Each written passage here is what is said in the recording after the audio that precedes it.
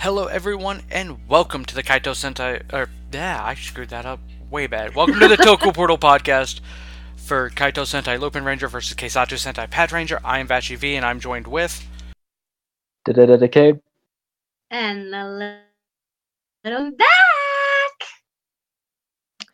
Yep, and today we're talking about episode 41. So, the police are eating at Jiraiya. Keiichiro is chatting with Kairi, Sakuya with Umika. Tsukasa is glad that they're getting along. But Toma looks kind of cautious. Destra appears before Degranio finally. Degranio wants him to rampage and to seriously compete to become his heir. And then we get the opening. Thoughts? I like that the main boss is finds his henchmen to step up and wants them. Let's be honest, over the past 40 odd episodes, he hasn't really done other than make himself known, but I mean, alright. Basically gotten to the point where he's kind of just that looming threat you forget about until the very end, kind of like Zamigo. Now he's finally stepping up. It's like, okay, you know what? Fuck this. My heir. Prove yourself to me already and kick their asses. And I can respect that.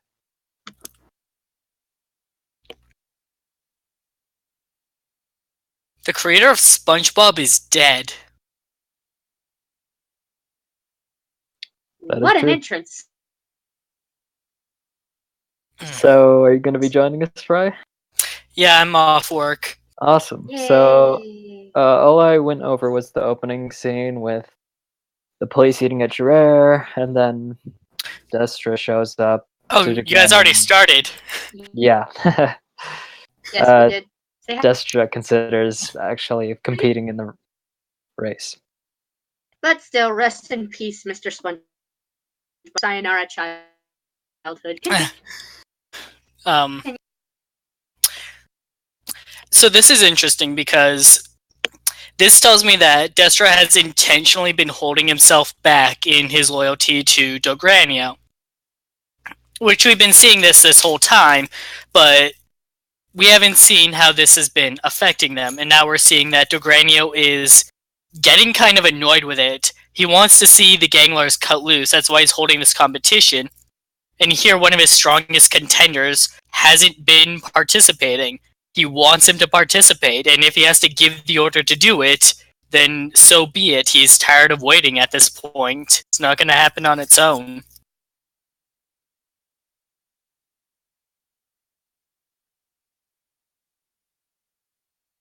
Yep. I guess I'll continue. So, we come back and get the episode title, number 41, The Door to Another World. Tsukasa spots Toma giving a lady directions, and she's glad that he didn't flirt with her, which is reference to the time he body swapped with Pervy Gangler. She just doesn't want him to trouble Kairi and Umika, but Toma thinks that she's just acting concerned so that she can keep investigating them. Lots of good callbacks, staying consistent. So he politely asks her to basically mind her own business. Then Destra attacks. Tsukasa Keisatsu changes. Patran X backs her up. Destra opens up a portal and attacks. Tsukasa and Toma are kind of forced into the portal by the explosion. Patran X is hit by another attack and he falls into the river. Thoughts? Can you say upscale? This, seriously. The callbacks I also really like. The game we're approaching, we've got months left of this. Holy crap, that went fast. But it's nice that they're starting to connect. Like, oh, this happened he's acting like that, or she's saying this. And, you know, I mean, it is nice to see Toma's big brother side start to come out. Especially since Keiichiro's kind of been taking it. So now Toma's kind of acting like that in order to protect both of them instead of just Kairi. So that's nice. And again, this battle was, albeit one-sided, friggin' amazing.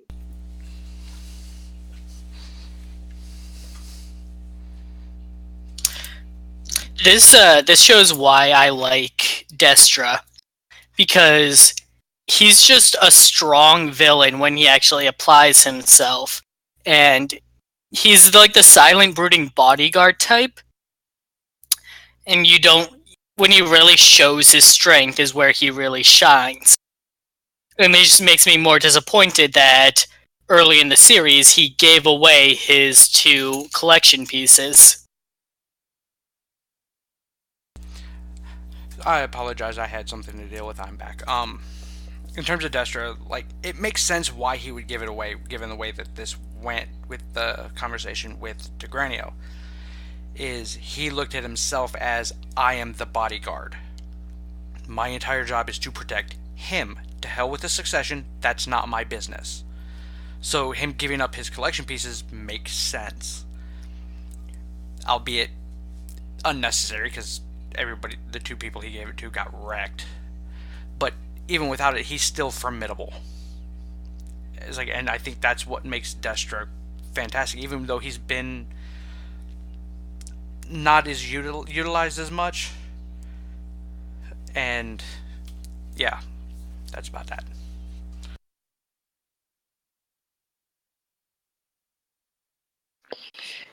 So, Tsukasa and Toma are trapped in the Gangler world. The other thieves and police investigate the scene of the fight, and Noelle appears slightly injured. Tsukasa and Toma are hiding in a cave.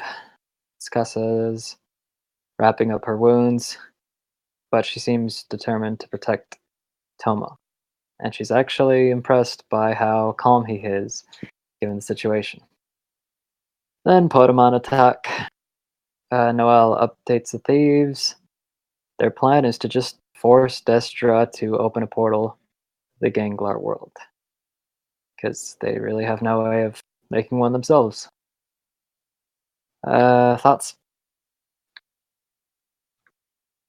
A plan so stupid and straightforward that it's just crazy enough to work. Those are the kind of plans I love in a show like this, so kudos on them. I mean, we don't usually get, you know, the big sibling interactions, like the headed group of the PatoRangers, and Toma, like I mentioned earlier, is obviously the big brother of the group. Begrudgingly, admittedly, but still. So, to light of this show kind of interact when we don't normally see that, and like Decade mentioned earlier, we did was when Toma was acting like a little bit like a pervert. So, starting them, good on them. So Tuma's like calmness in this situation isn't unrealistic for him. Yeah, it's mostly because he's been a thief this past year, and so he's kind of gotten used to this experience. But even before then, he's the kind of calm character that wouldn't lose his cool in a situation like this. Umika, however, would be panicking every which way. So it's a nice touch with his character that, yeah, if he really applied himself, he could make a good cop. But that's not what he wants. As for Destra's plan on sending them here to execute them in front of Dogranio, what's great about that is that he's still trying to give Dogranio what he wants, and he still doesn't understand. Dogranio told him, go out there, be serious, try to win. What does Destra do? Alright, I'll take the biggest annoyance in our way and execute them in front of Dogranio. That'll make him happy. He's still not trying to win. He's just trying to entertain his boss. I mean, in Destro's defense, this was pretty much all done for his entertainment in the first place. Like, yeah, he's retiring, he does want somebody to take over, so, but this is purely for his enjoyment. Like, to the point of, like, things happened earlier, and they're like, we should take care of that, and he's like, no, this could be entertaining. So, a good portion of this is solely for his entertainment. Dogranio's the most laid-back Sentai villain ever. Wait. I want to see what the heroes do. I want to see this play out. Right, it's like, even beyond, I think the closest one we had to that was Genis from Zyuohger, because he literally didn't give a fuck. His entire thing was entertain me. That was literally the entire villain's purpose, entertain me. And I want to point out that this is very different from Shinkenger's boss, who was just a lazy asshole who kept getting drunk and complained that things weren't going his way. Well, I mean, in fairness, he couldn't do anything for the entire series. Right. At least and here, least the good ones were funny. At least here, like, if Dogranio wanted to, he could. It's more the, nope, I'm done kind of thing. No, I'm not lifting a finger. Okay, that guy pissed me off. I'm gonna lift one finger. So Destro taking them back to Dogranio kind of makes sense in both aspects of the I'm just going to appease him, and this is literally my job. Tuma's cool here kind of did throw me off just in terms of the fact of everybody else in this type of situation, because they've done this before, not in another world, but where they've had to team up with the cops and like hide their identity and keep the fact that they're thieves hidden from each other. Everybody else handled it well in terms of I'm going to act like the oh crap, I got to get out of here kind of person, and Tuma's just like, okay, now what? Like, I get his calm in terms of, like, if you take the idea of him being a major chef rather than just one in a small cafe, it's real high paced, stressful, so like him having that calm under pressure makes sense. I just feel it was misplaced in this episode. I don't think so. Tuma's the kind of guy that would think forward and be like, there's no advantage to me pretending to freak out here. Let's just work together already.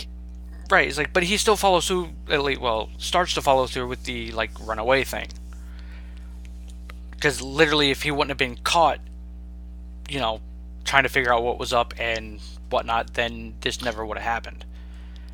Also, Tuma is the one that is the most against working with the cops, so it makes sense that he would be the most okay with leaving one behind. Right, and I think it was just more of a personal thing for me, of the we're supposed to be incognito, but I'm gonna do literally nothing to hide the fact that I'm, a thief. The closest he got was literally when he initially ran away. When he was told. He was at first, but then, his conscience took over. Right, and it works for his character, especially given, like, his distrust and dislike of the police.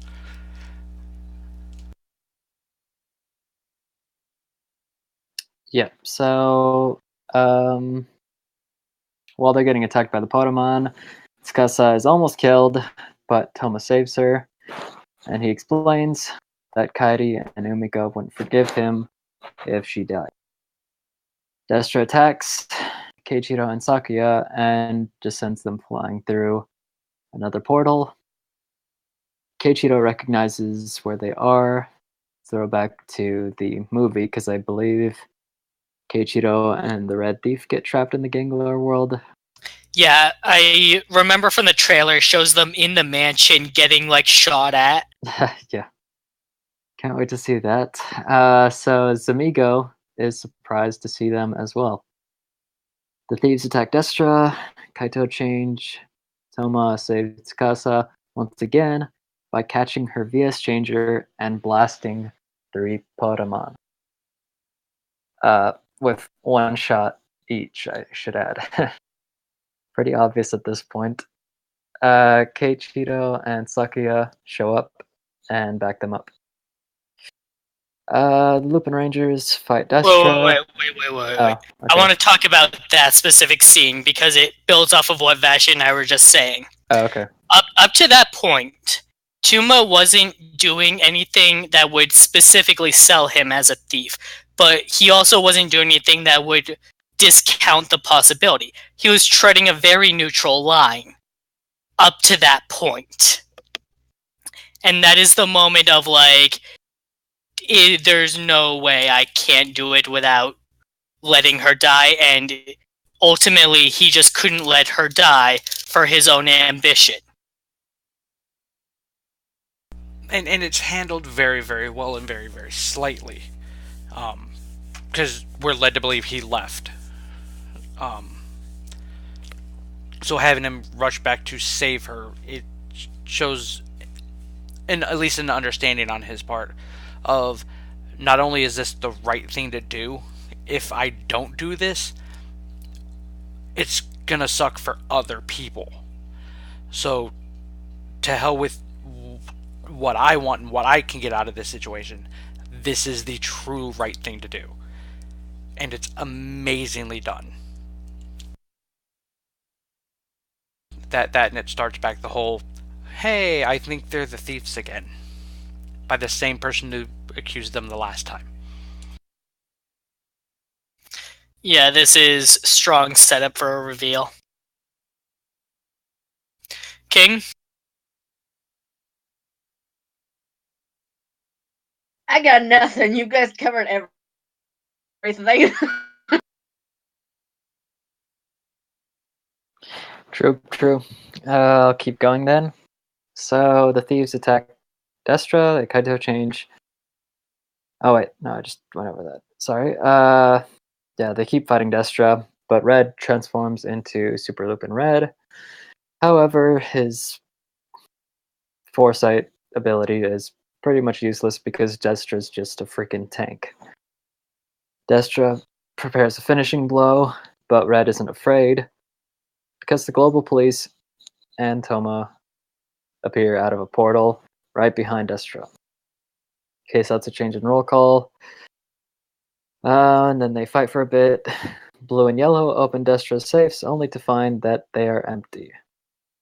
Super Lupin X and Patora and Ichigo use their finishers, but Destra is still alive. And I liked Red's little comment before he emerged from the flames. What a monster. That was great. So he just summons two upgraded golems and flees. Tsukasa collapses. The Lupin Rangers deploy their mechs. Any thoughts on that fight? Holy shit! I don't to say without sounding like a broken record. It was so much fun! Oh my god! And it was fucking Destra! That's even better! I don't know how else to describe it. It was bad choreographed, that's pretty much it. It was fun! That's all I'm asking. And they delivered. Thank you, Lupin Rangers, for kicking the shit, making it fun. So, one thing I forgot that I wanted to talk about was when Tuma first gets sent to the world with Tsukasa, and like, what's his excuse for being there? The way I see it playing out in my mind is that like Tsukasa being a little cheeky, like, oh, did you want to watch me fight? Well, you shouldn't do that. It's pretty dangerous.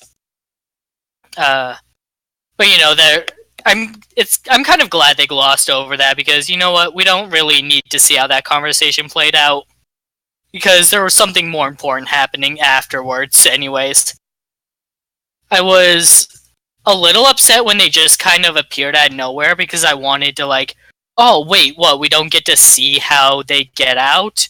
Before I remembered like, oh wait, Zamigo, right? Never mind. The fight was really good. Destra makes a great antagonist because he's not out for his own schemes. He's just out to follow orders. And this is his idea of executing those orders. Like, villains that come with their own schemes are also great. I'm just saying that Destra, for the I'm just the mindless bodyguard type, is a great execution of it. Because he has all this subtle character to him that doesn't need to like be explicitly showboated or stated. It's just there, and you can just see it.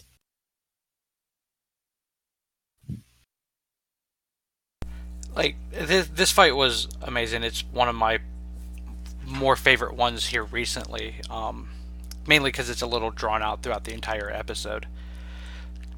The fact that even the one thing I did like about it is the fact that Victory Striker Super Lupin Red, he's not any stronger in that form, which is a nice touch because they gave him the precognition. So having a villain that literally that is useless against is fantastic. Because I love that. Because it's the perfect nerf. Because usually with these type of things, like they don't get nerfed when they get them early.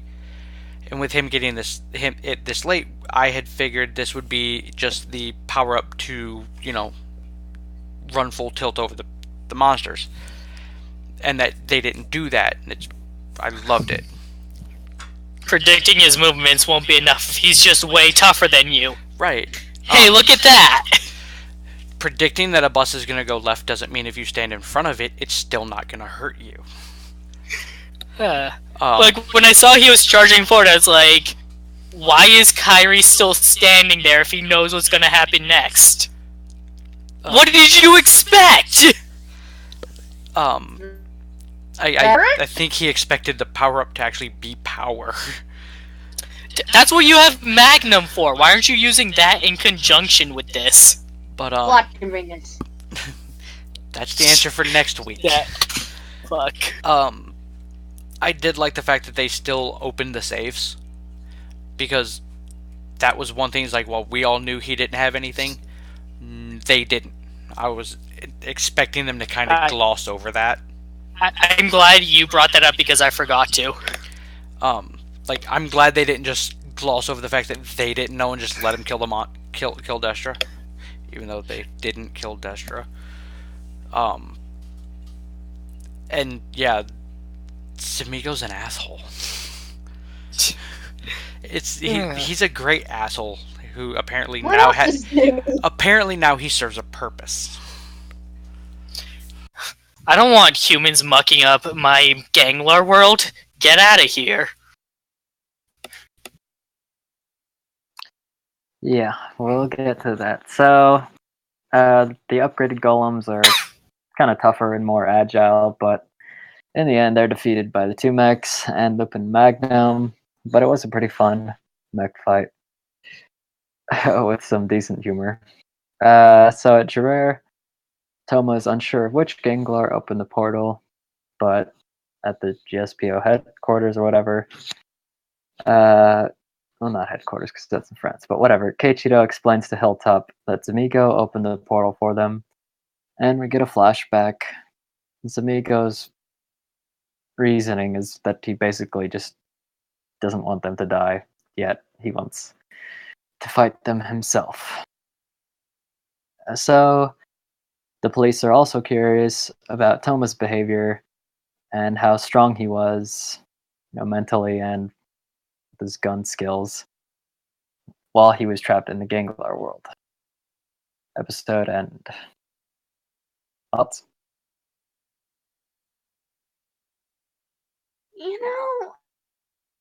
Realization is gonna come at some point. That's just a given, especially with this type of show. But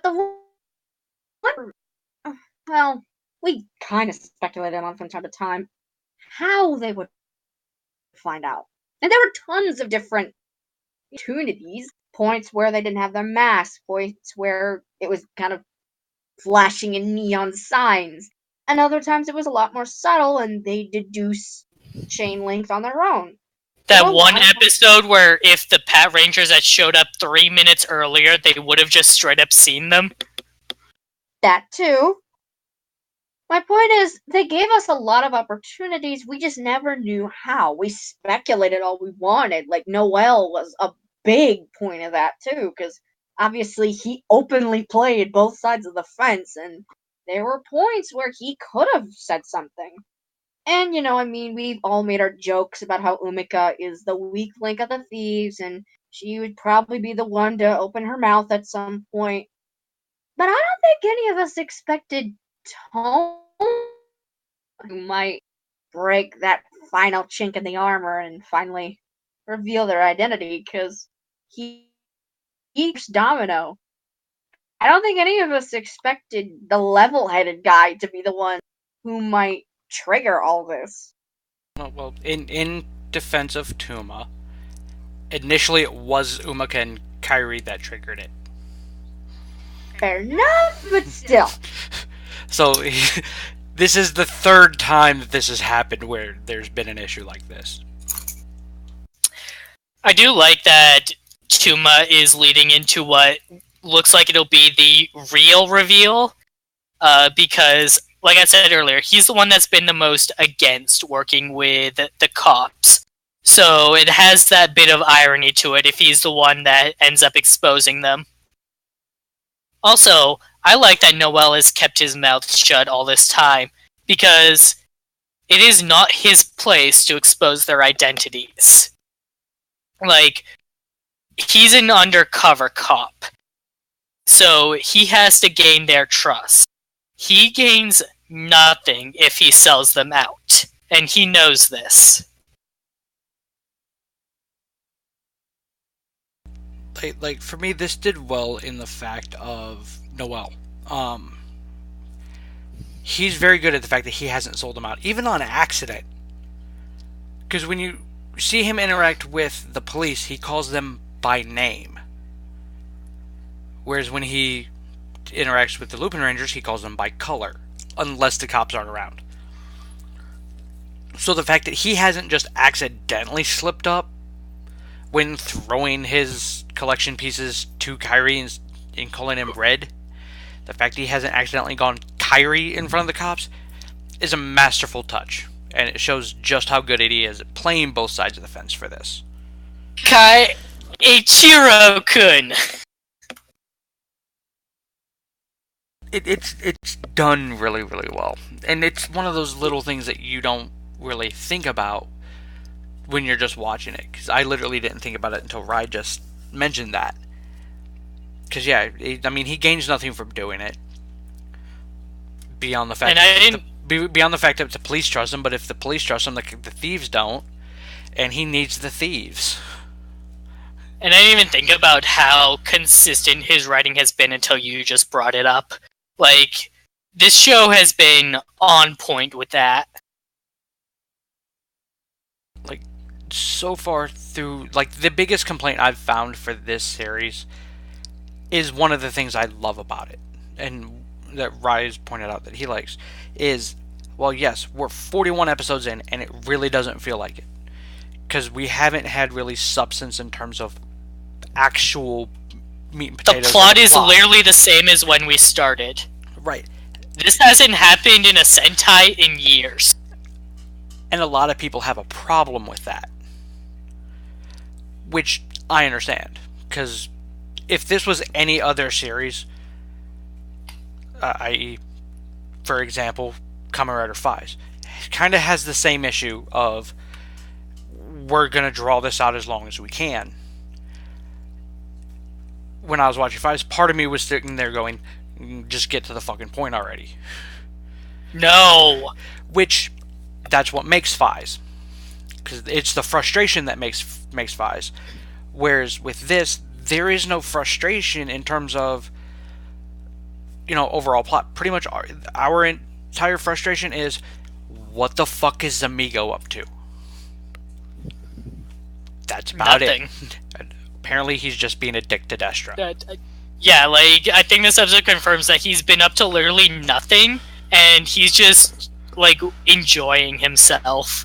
He's kind of like Dogranio in that sense, except I can't tell if he's more or less proactive. Well, I mean, it also leads to a possible understanding of that fucking scene in the entrance of the show, in the opening, where it flashes that Zamigo is, like over top of everybody. He literally could have been shadow in the background. Yeah, he could have spent this entire time just dicking everybody over. Like, he really wasn't active because he didn't have to be. He knew everybody else was gonna fail. Oh shit, here's Destra. Yeah, we might want to fuck him over.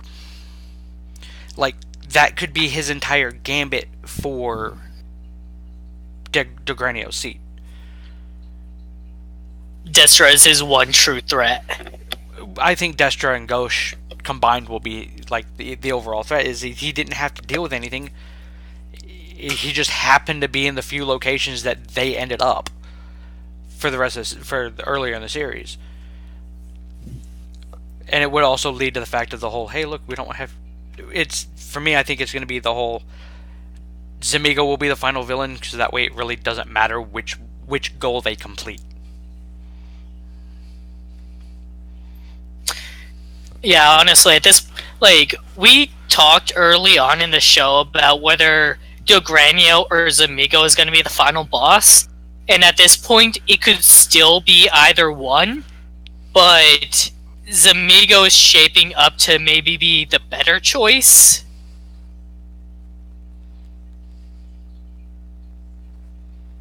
Maybe? I don't know. Like, for me, it's... I'm still at the point where I'm unsure. Because, literally, through this entire series, we haven't really seen either one of them do a fuck-ass thing. Yeah, Zamigo's shown up, froze a few people in, and teleports. And he shot at Red a bunch. Dogranio just went, fuck everybody in that field. Yeah. My target is that one guy. Good luck, everyone else. But, yeah, the other thing I wanted to comment on is we're now 41 episodes into this series. The mech fights still feel like mech fights. Like, they haven't gotten to the lazy aspect of just summon and finisher. Yes, the fights are still short, but there's substance to it. Not a lot of threat, but substance. It's not just summon the mech and fire the finishing move and be done with it. So the fact that they're still paying attention to that is like, I really like that. Yes, Ryan, I'm still a little salty about Q-Ranger.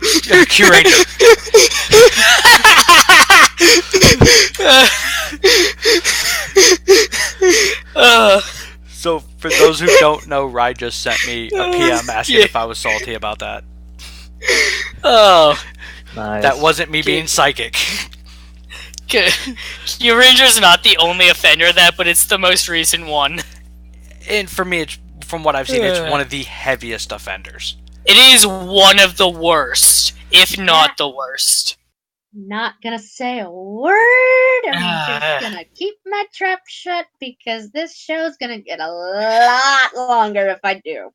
Yeah, no, we need to move on. Well, we are done with the notes, so final thoughts. This episode was freaking badass. Fights were great. Mech fight was fun. Love seeing the little Lupin Magnum mech. So yeah, it was a good episode. Had fun, good fights, good potential. My only complaint, I wish they frickin' point already! Best episode we've had in a while, and it feels great coming off of the ending to last week's episode with Kairi, like, continuing to get along with Keiichiro and putting his pride behind him. And while we theorized that this might have been the episode where Destro gets defeated. It wasn't, but it's clearly like the start to that. So things are getting really intense now. I'm pretty sure this is like the opening to the final arc. Like this episode was amazing. I did want to point out one other thing. Is like I'm glad that they made the callback to the fact that the Lupin Kaiser mech's face opens up. When they when Noel threw Kyrie his little tank collection piece, that the whole face opened up again. That was a nice callback to the start of this. I don't talk about it because it would get repetitive, but I love that the face opens up. I still love that whatever villain they're fighting has that moment where they can see the Lupin Rangers inside the mech, like in the cockpit, ready to go. Like I just love that. Once they started doing like the quick summons, as I call them, which is what they've been doing here lately, we've not been seeing that because they haven't been building the mech on screen anymore. So it's been a while since we've seen it. Is the only reason why I mentioned it, because it was one of those like, hey, I haven't seen that in a while. Awesome, that's still a thing. Implications that it's always happening. We just don't need to see it anymore. It's like, yeah, you get it by now. And for that and the fact that it's a different fucking mech head entirely. Like, I could have seen them ignore that aspect of it happening if with the Victory Striker or Noel's, because those form, out of the mech itself and then pop on. So I would understand them not doing it. Just like, so it was a nice touch. I'm like, hey, cool, this one does it too. But yeah, this really, really feels like the balls to the wall start to the final arc, which is amazing. It's like this episode is out of here recently is actually one of my favorite ones because it's setting everything up for everything we've been expecting since the first fucking episode. And I can't wait, and I'm hoping that it actually follows through beyond just waiting till the last fucking episode for it. Like, it is crazy coming off a build where our theories changed like every 2 or 3 episodes because they were always throwing new exposition at us. Versus this show, where our theories at the start of the show still stand up because they haven't been disproven yet. The closest thing that we've gotten to being disproven is Kogure being Gauche. Which I have abandoned that after that Kogure episode we got. But I mean that's literally the only theory that's been null and void. Everything else is still on the table. The real question is, are the thieves' identities going to get revealed before the final battle or not? That's like the biggest one for me right now. Right. Which I'm hoping that it'll be with enough time for us there to be weight and consequence to it beyond, oh well, shit, that's a thing. Fuck it, let's kill the bad guy. We'll have to worry about this later. For now, fight. Going back. I predict this. Real quick, going back to Zyuohger, there was a big, massive reveal about the final villain that didn't do a fuck ass thing. It ended up it ended up being irrelevant. Once it was figured out, it was completely irrelevant. I saw the first episode of Zyuohger, and I saw the last episode of Zyuohger. And in the last episode of Zyuohger, they lose their powers and have the "we lost all hope" thing for about 2 minutes, and then immediately get their powers back and kick his ass. And they, the big secret is he's really just an amalgamation of basically the foot soldiers that bonded together and created Genis. Yeah, so that was his name is Genis because he's made of jeans. That was his big whole secret, and it was supposed to be this big amazing thing, and it literally was relevant for 2 minutes. Like, it was relevant enough for him to kill his commander over it, who didn't care and was sympathizing with him. Yeah. It's like... Which I heard that commander survives getting killed by the Zyuohgers a bullshit number of times for it to be even worse that she gets off by the villain. Yeah, pretty much. It's like, and that's what I'm not wanting to happen here. Is like, I want there to be enough time for all of these little things to get wrapped up before the final fight, whether it's Dogranio or Zamigo, to where that everything that they learn and have been through actually holds weight and consequence and value in the fight. Sakuya having to come to terms that this girl he's been stalking is a criminal. Tsukasa having to come to terms with, she was right! And, what the fuck? Which I think that's going to have more weight than anything.